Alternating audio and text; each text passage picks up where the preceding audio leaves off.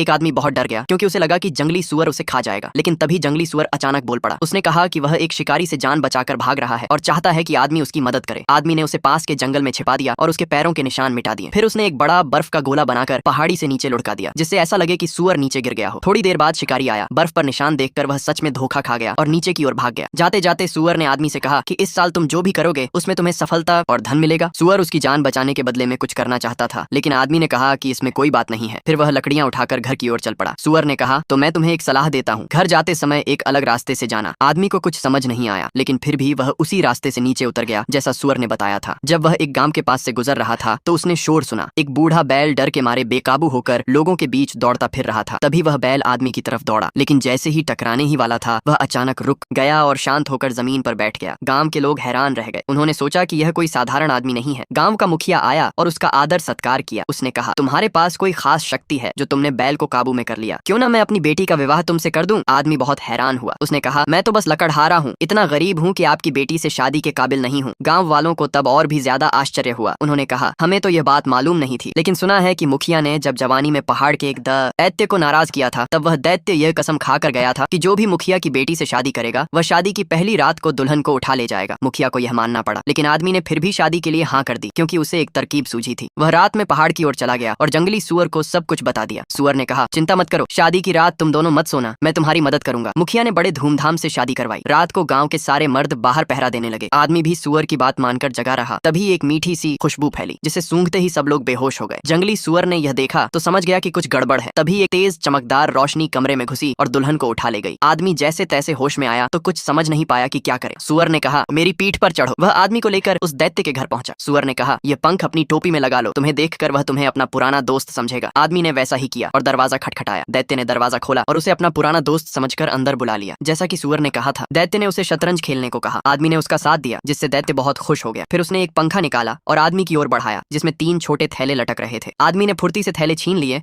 और वहां से भाग निकला। दैत्य को तब समझ में आया कि वह धोखा खा गया है। उसने असली रूप धारण किया और पीछा करने लगा। आदमी फिर से सुअर की पीठ पर चढ़ गया। दैत्य पीछा करता हुआ आ रहा था। तब आदमी ने पहला थैला फेंका। वह फूटते ही एक गुफा बन गई, लेकिन दैत्य उसे पार कर गया। फिर उसने दूसरा नीला थैला फेंका। वह फूटते ही समुद्र की तरह पानी फैल गया और एक बड़ी नदी बन गई। लेकिन दैत्य तैरना जानता था, सो वह भी पार कर गया। तब आखिर में सुअर ने कहा, अब लाल थैला फेंको। जैसे ही वह थैला दैत्य के मुंह में गया, उसमें विस्फोट हो गया। वह एक दिव्य अस्त्र था जिसने दैत्य को खत्म कर दिया और उसकी आत्मा सीधे स्वर्ग चली गई। इस तरह सुअर की मदद से आदमी ने दैत्य को मार गिराया, अपनी पत्नी को बचाया और दैत्य की सारी संपत्ति भी अपने साथ ले आया। इसके बाद वह अपनी पत्नी के साथ खुशहाल जीवन जीने लगा और सुअर भी अपने जंगल में वापस लौट गया। इस तरह अपनी जान बचाने वाले का ऋण चुका दिया।